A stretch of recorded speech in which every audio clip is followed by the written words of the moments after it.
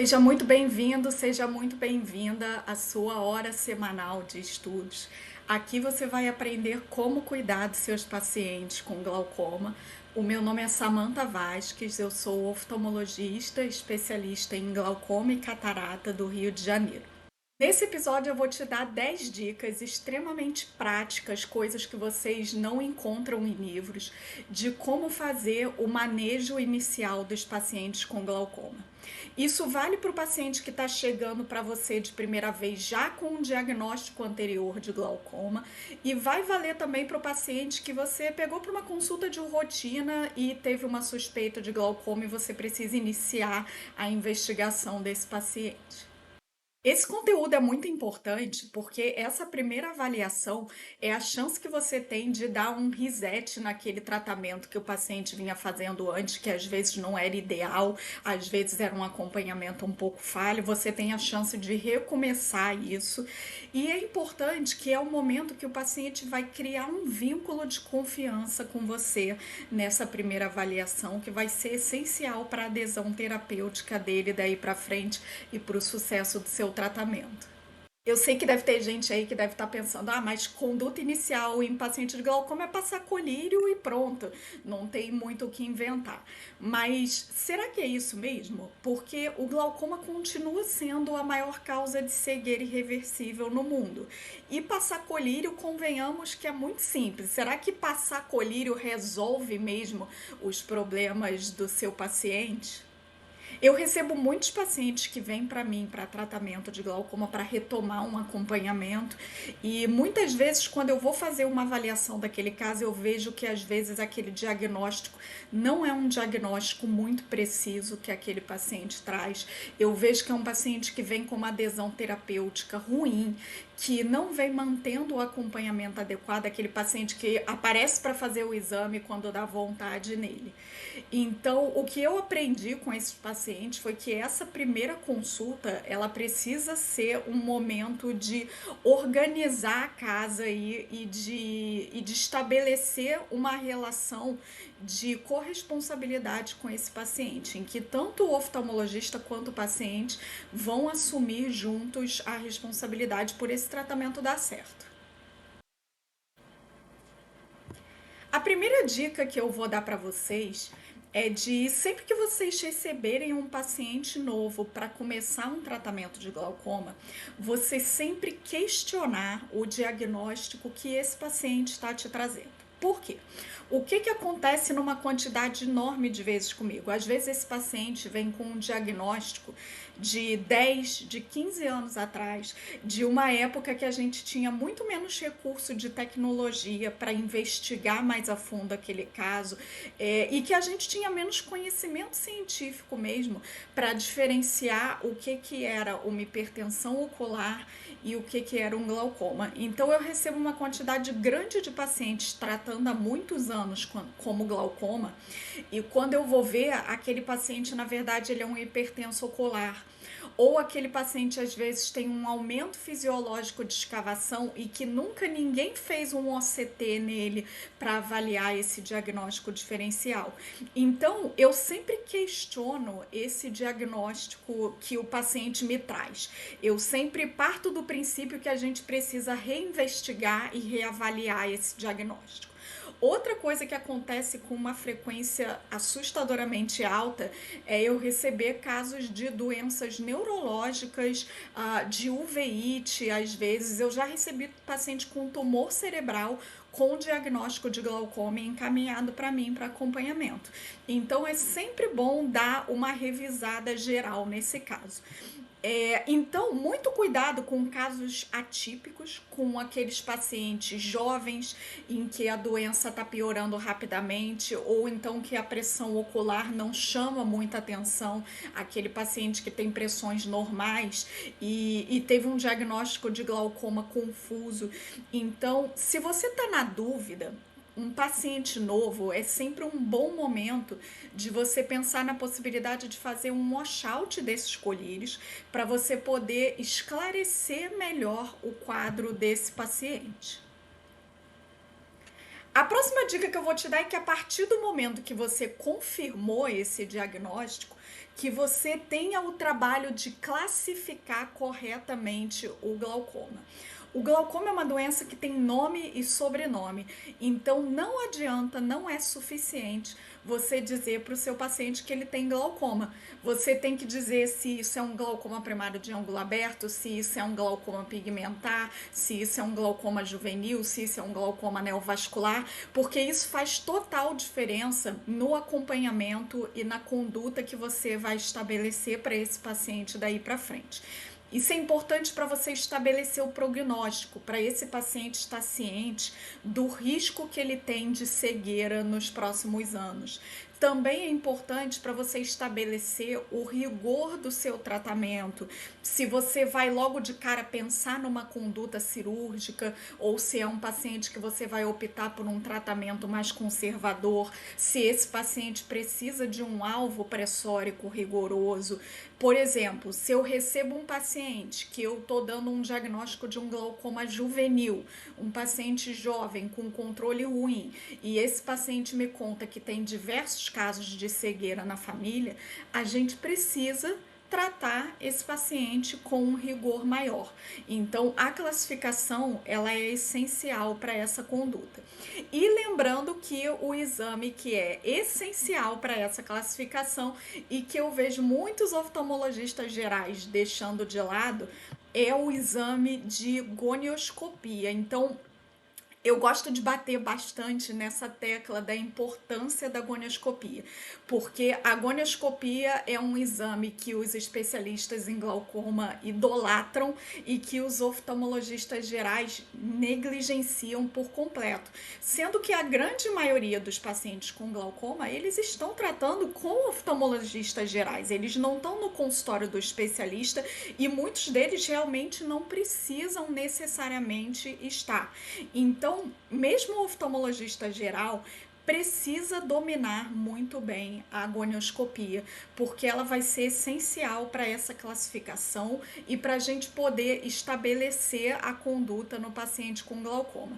Então, se você que está me vendo, se tem dificuldade de fazer a gonioscopia, procura aprofundar um pouco mais o seu estudo dessa parte, porque a gonioscopia é um exame que é simples, é barato, é rápido, não tem por que não ser feito. E outra questão é que a gonioscopia ela não é só para quem tem um diagnóstico confirmado de glaucoma. Se você tem um paciente suspeito de glaucoma, se você tem um paciente autohipermétrope, mesmo com pressão normal, com nervo normal, paciente com câmara rasa, paciente com histórico familiar de glaucoma, toda essa galera tem que ser submetida a uma boa gonioscopia. Então, esse é um exame que você precisa dominar se você quer cuidar bem dos seus pacientes com glaucoma. Uma dica muito importante é você avaliar a urgência que esse paciente vai te demandar. Porque um grande erro que eu vejo os meus alunos, meus residentes, ou que eu vejo outros colegas que me encaminham pacientes cometendo, um grande erro é não avaliar bem a urgência desse caso. Por exemplo, um paciente que obviamente é cirúrgico, você não deve ficar desperdiçando tempo com exames que não sejam essenciais. Por exemplo, se chega um paciente para você que é um glaucoma neovascular, uma retinopatia diabética, neovaso de íris, pressão alta, tá óbvio que aquilo é um glaucoma neovascular.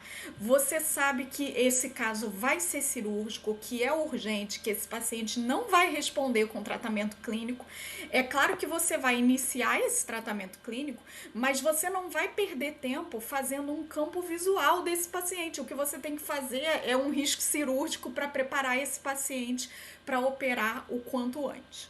É claro que se você está num ambiente que tem uma estrutura que o exame não vai atrasar essa conduta, faça. Se o paciente tem um plano de saúde, você está atendendo numa clínica que tem todos os exames, que é só mandar o paciente na sala do lado que ele vai fazer o campo visual, maravilha, faça. Mas isso nem sempre é a realidade.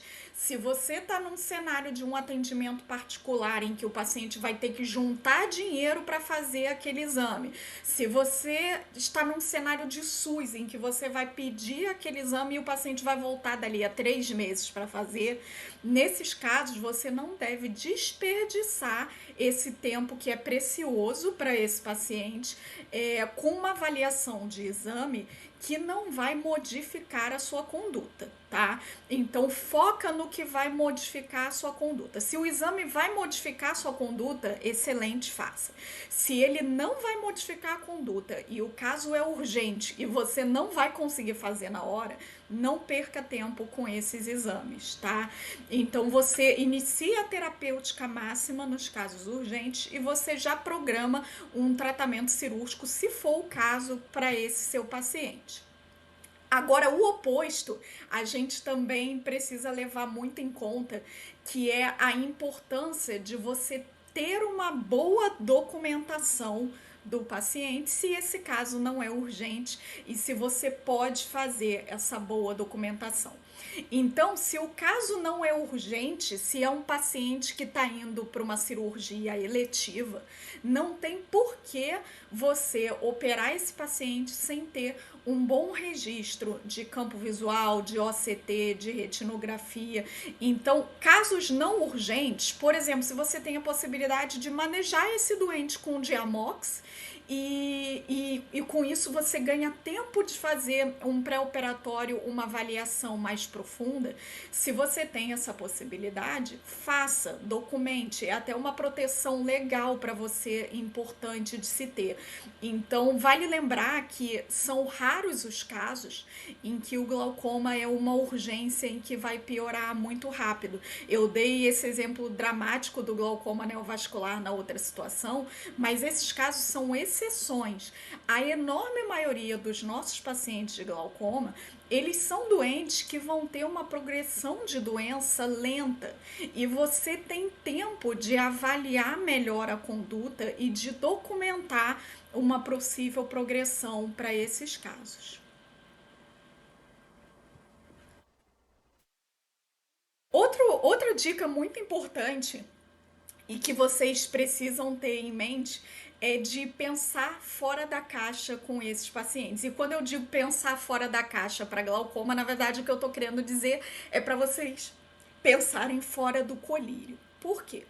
No Brasil, o colírio é o tratamento mais utilizado para o glaucoma, o tratamento medicamentoso, é o tratamento de escolha da maioria dos oftalmologistas e pacientes, mas em outros países do mundo isso não é necessariamente uma realidade. A gente tem muitos lugares onde o laser é considerado uma terapêutica de escolha. A trabeculoplastia, ela se mostra do ponto de vista econômico mais vantajoso, pensando em estratégias de saúde pública, mas no Brasil o colírio ainda é a primeira opção de tratamento. Agora pensa bem se quando você prescreve um colírio sem ter uma conversa sobre outras opções terapêuticas, será que você está necessariamente oferecendo o melhor para o seu paciente? Eu queria que agora vocês fizessem um exercício de pensar um pouquinho na rotina de vocês. Vocês que são médicos, que têm um estilo de vida super corrido, que trabalham em um monte de lugares diferentes, vocês têm rotinas que cada dia você acorda num horário, vai dormir num horário, porque cada dia você tem um horário de chegar no trabalho. De repente você que é residente, que passa às vezes 10, 12 horas no serviço todos os dias. Será que você conseguiria enquadrar na sua rotina usar regularmente de 12 em 12 horas uma medicação? Será que você, mulher, gostaria de usar uma prostaglandina? E aí imagina você chegar no seu consultório para trabalhar com o olho super vermelho. Eu acho que todos os pacientes iam te olhar meio esquisito, né? Pensa que o paciente ele também passa por essas situações. O paciente que trabalha com atendimento ao público, ele também não pode trabalhar com olho vermelho.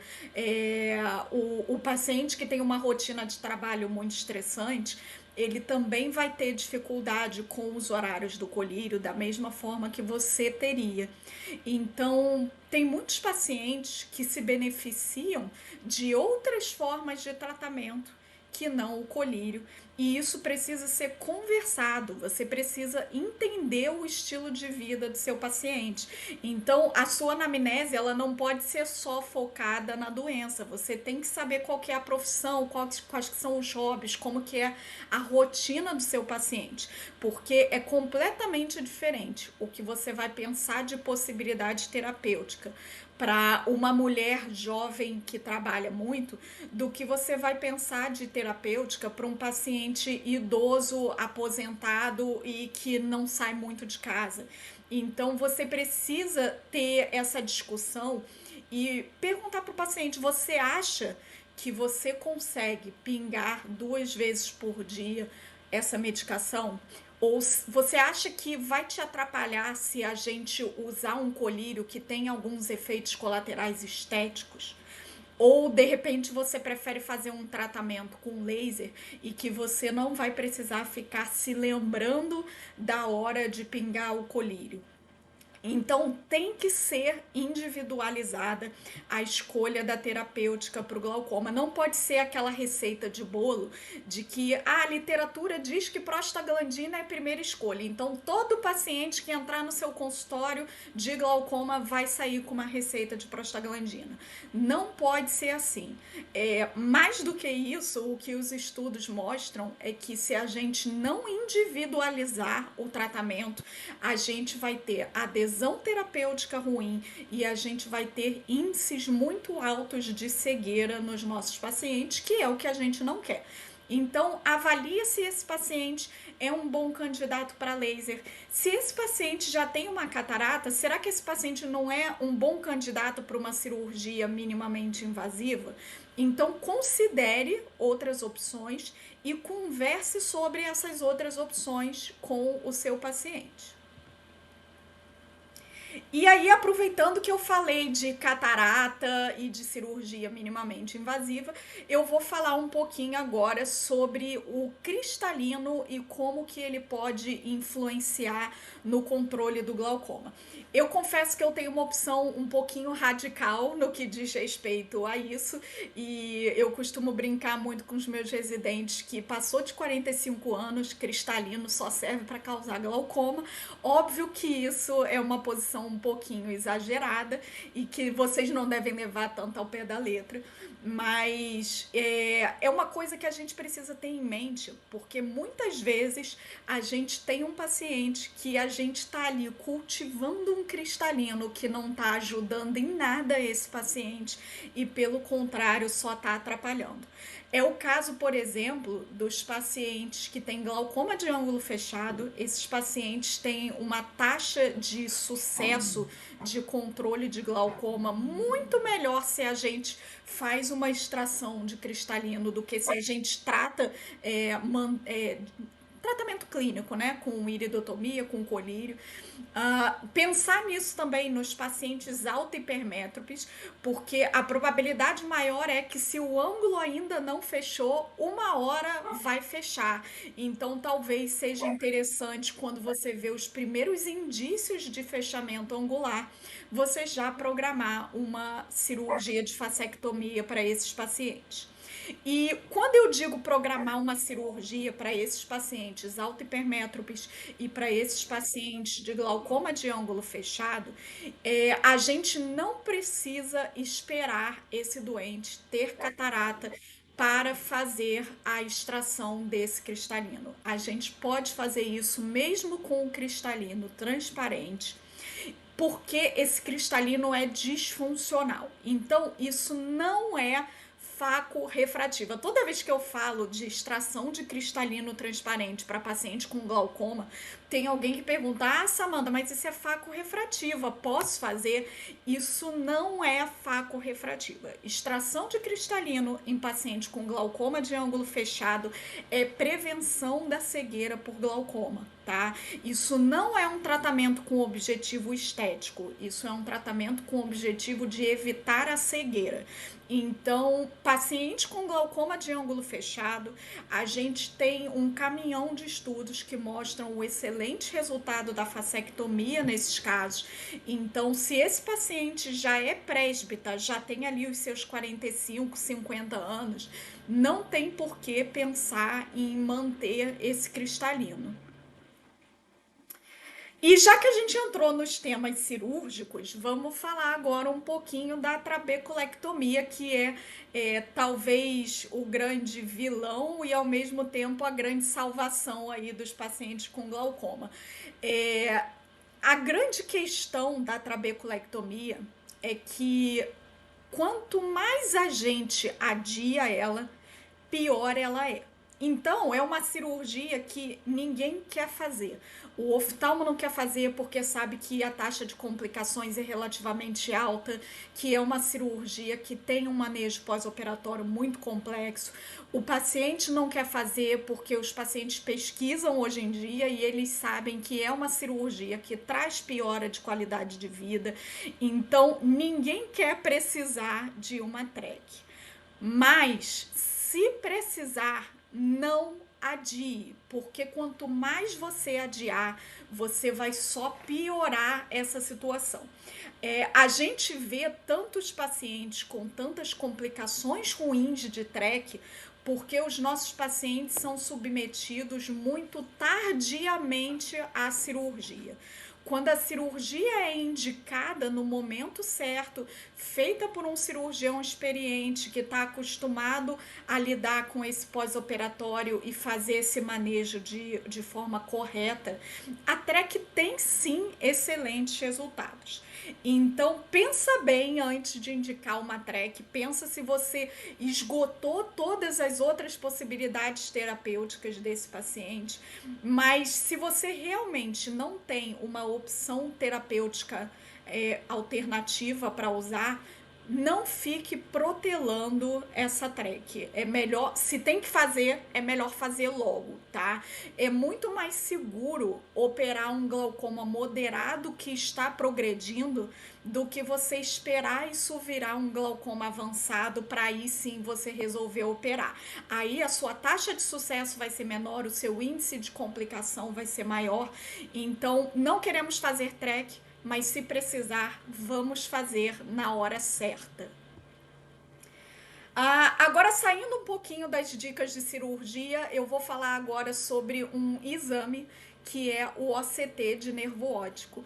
E o grande erro que os oftalmologistas gerais, que os residentes, que os oftalmos de outras especialidades que não glaucoma cometem, é achar que o OCT é um exame acessório, que é um exame que você usa de vez em quando para um caso que você quer tirar uma dúvida. Quando, na verdade, todas as sociedades mundiais de glaucoma concordam que OCT é um exame de rotina e precisa ser feito para todos os casos de glaucoma, para todos os casos suspeitos de glaucoma, pelo menos 2 vezes por ano. Então, todo paciente com glaucoma tem indicação de OCT de 6 em 6 meses. Todo paciente suspeito de glaucoma também tem indicação de realizar rotineiramente o OCT. O OCT é um exame que dentro da oftalmologia ele é relativamente novo, o OCT de nervo. Eu me lembro que eu só comecei a usar o OCT na residência quando eu já era R3, antes disso o serviço nem tinha OCT, e olha que eu fiz residência num serviço de referência aqui no Rio, que foi no Instituto Benjamin Constant, e eu não sou tão velha assim. Então, para muitos de vocês, o OCT não era uma prática diária quando vocês eram residentes, mas tem que ser. Então, a gente tem que buscar essa atualização. Se você não aprendeu a fazer um OCT, a interpretar um OCT, procure, tem um monte de cursos disponíveis aí para vocês aprenderem OCT. E o OCT, ele é a nossa grande ferramenta de diagnóstico precoce no glaucoma. E ele mudou a maneira como a gente vê o momento correto do diagnóstico. Por quê?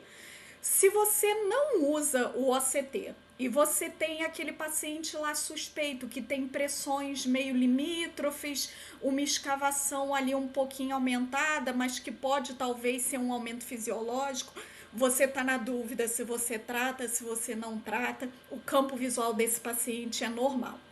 Se você decide acompanhar esse paciente sem fazer o OCT, você só vai confirmar esse diagnóstico de glaucoma quando esse paciente tiver uma progressão de campo visual, quando aparecer um escotoma nesse paciente.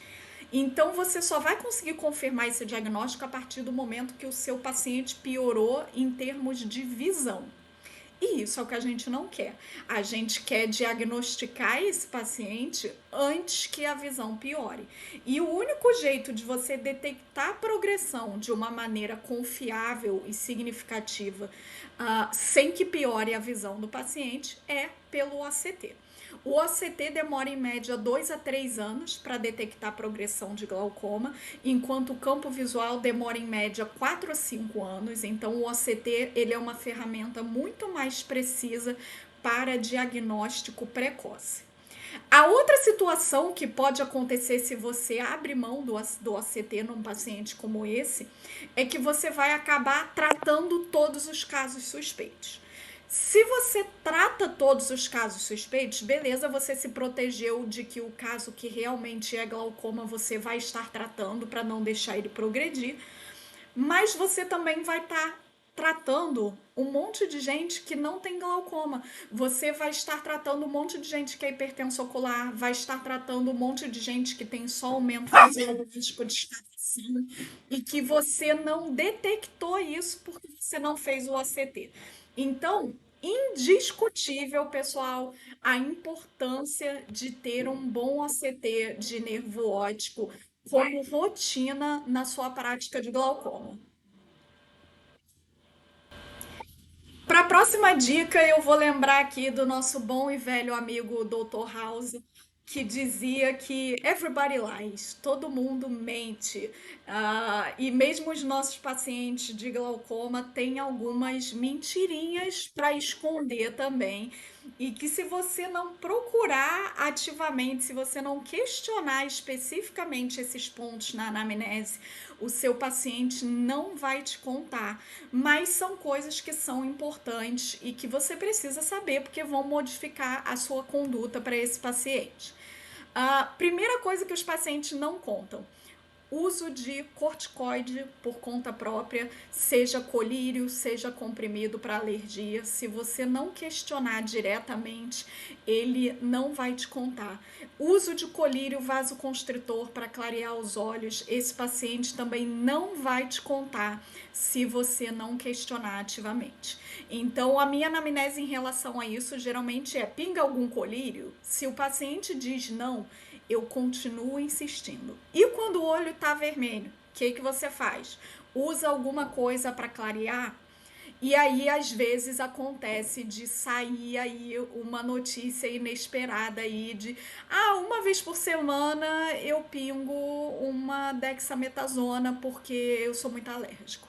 Então, se você não questionar especificamente, o paciente não vai te contar. E às vezes esse uso é muito mais frequente do que você pode imaginar. Outra coisa que os pacientes não contam é trauma. Trauma é uma coisa que o paciente só relata se na cabeça dele ele faz uma associação entre aquele trauma e a doença. Se na cabeça dele ele não faz aquela associação, ele não vai te contar que teve um trauma. Então, o paciente pode ter tido um trauma ocular há um ano atrás e só agora ele está desenvolvendo glaucoma. E aí você está vendo aquele glaucoma esquisito, que um olho a pressão tá normal, o outro olho a pressão tá 30 e você examina, você não acha nada.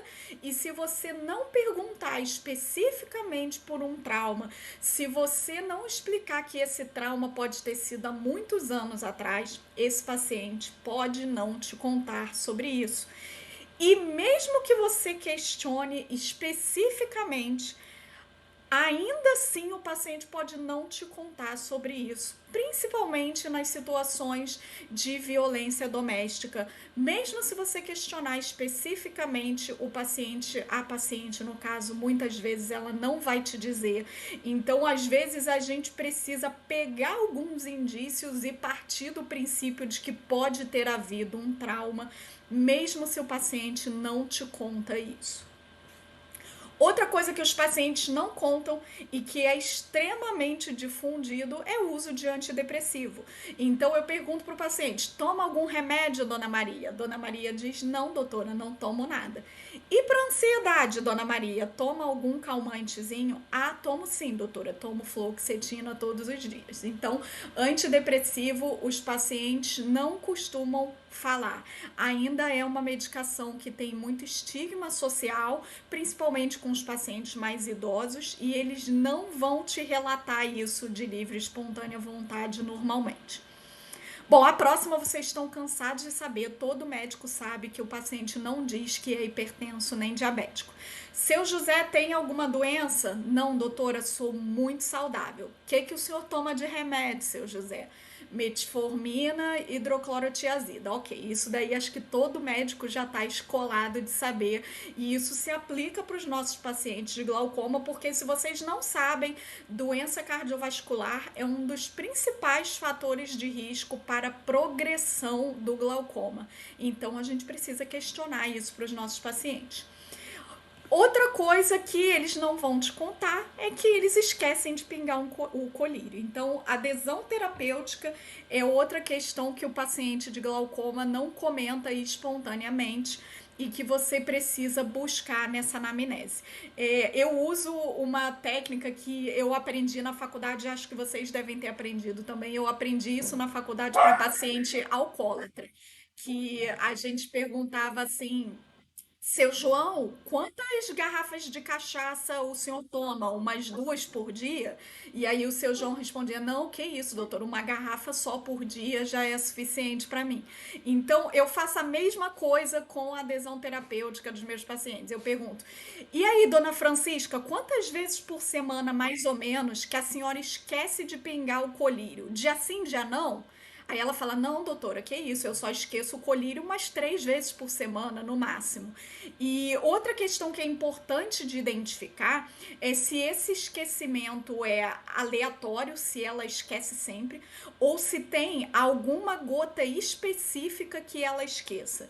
De repente, ela está usando 2 colírios que são de uso de 12 em 12 horas e ela sempre esquece o segundo colírio. E aí, se você troca por um combinado, você já resolveu esse problema. Ou então o paciente usa um colírio que é de 12 em 12 horas e ele sempre esquece a gota da noite. Ele fala: poxa, doutora, da manhã eu sempre lembro porque eu pingo logo que eu acordo. Mas a gota da noite, eu tô saindo do trabalho, eu tô na correria, eu esqueço. Troca por um colírio que é uma vez por dia, pronto, resolveu esse problema. Então, com uma pergunta muito simples, a gente pode melhorar muito a adesão terapêutica desses nossos pacientes. E por último, a última dica que eu vou dar para vocês é até de certa forma desnecessária para você que está aqui me assistindo, porque você está aqui buscando cuidar melhor dos seus pacientes, se atualizar, se manter em dia com seus conhecimentos. Então, você está se atualizando e se responsabilizando pelo seu paciente. Então, todo mundo que é médico tem a obrigação de se manter atualizado. De repente, tem gente que está me vendo aqui que se formou há 20 anos atrás e que está aqui me ouvindo falar e buscando conhecimento. Mas a gente sabe que nem todo mundo faz isso, então aproveita e já compartilha o canal aí para os seus colegas, manda o link da aula naquele seu grupo do pessoal da residência para todo mundo poder se atualizar. E oferecer o melhor cuidado com o que a gente tem de recurso hoje em dia para os seus pacientes. Uma outra questão importante, pensando nesse ponto de assumir a responsabilidade pelo seu paciente, é que eu vejo muitas vezes alguns colegas tomando condutas que não seriam ideais para não perder aquele paciente, para não ter que encaminhar aquele paciente, quando na verdade a gente poderia estar fazendo algo melhor por aquele paciente. Exemplo clássico que eu vejo: o paciente tem um glaucoma descontrolado, tem uma catarata, tem uma indicação de Facotrec, de uma cirurgia combinada, e aí o colega que está fazendo esse acompanhamento, ele faz a faco, mas ele não faz a trec. E aí o que ele faz? Em vez de ele encaminhar esse paciente para um especialista para fazer a cirurgia combinada, ele faz a catarata e aí depois que ele dá alta da catarata, ele encaminha esse paciente para fazer a trabeculectomia. E aí a gente submeteu o paciente 2 vezes a um risco cirúrgico, a gente submeteu o paciente a 2 recuperações pós-operatórias, que às vezes é um transtorno na vida da pessoa, a pessoa tem que parar de trabalhar, às vezes tem uma situação familiar que impede a pessoa de fazer 2 vezes o repouso. Outra questão é que você passou pelo risco de um pico de pressão pós-operatório, no pós-operatório dessa fasectomia, e esse paciente não estava protegido com a trabeculectomia. Então, não tem faco que valha o seu sono tranquilo de você deitar à noite no travesseiro e saber que você fez o melhor pelos seus pacientes. Se a indicação é de cirurgia combinada, encaminhe para quem faça cirurgia combinada.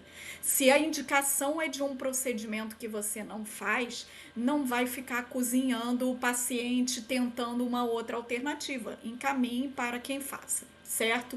Então, o paciente tem que sempre ser a nossa prioridade, mas eu tenho certeza que é para você, senão você não estava aqui dedicando essa horinha do seu dia aí a estudar um pouco mais sobre glaucoma. Se essa aula te ajudou, eu peço que você deixe sua curtida aqui nesse vídeo e que compartilhe essa aula com outros colegas que possam também se beneficiar desse conteúdo. Vocês podem me encontrar no YouTube e no Instagram do Glaucoma Academy com conteúdo voltado para ensino de oftalmologistas. Eu vou te ensinar como cuidar melhor dos seus pacientes de glaucoma. E vocês podem me encontrar também no YouTube e no Instagram do Papo Glaucoma, que é o meu conteúdo voltado para pacientes, para público leigo, com o objetivo de prevenção da cegueira pelo glaucoma. Até a próxima semana com a nossa hora semanal de estudos. Uma boa semana para vocês e cuidem muito bem dos seus pacientes.